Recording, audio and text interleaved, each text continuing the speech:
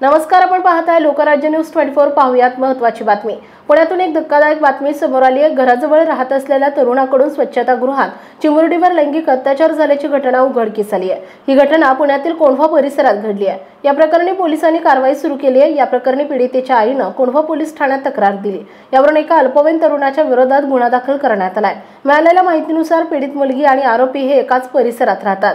ही घटना 3 मे रोजी रात्री 10 वाजता घडली। पीडित चिमुरडी रात्री स्वच्छतागृहात गेली होती। यावेळी आरोपीने देखील तिच्या मागोमाग प्रवेश करत दरवाजा लावून घेतला आणि तिच्यावर लैंगिक अत्याचार केला। जबरदस्ती केल्यानंतर कुणालाही सांगितल्यास ठार मारण्याची धमकी या आरोपीने पीडित मुलीला दिली होती। मात्र घरी गेल्यानंतर पोट दुखू लागल्याने पीडित मुलीने आईला सगळा प्रकार सांगितला। त्यानंतर पीडितेच्या आईने तिच्या अंगावरून कपडे काढून पाहिल्यानंतर हा प्रकार उघडकीस आला। त्यानंतर पीडितेच्या आईने कोंढवा पोलीस स्टेशन गाठत तक्रार दिली। कोंढवा पोलीस ठाण्यात या प्रकरणी पॉक्सो कायद्याअंतर्गत गुन्हा दाखल करण्यात आला असून अधिक तपास सुरू आहे।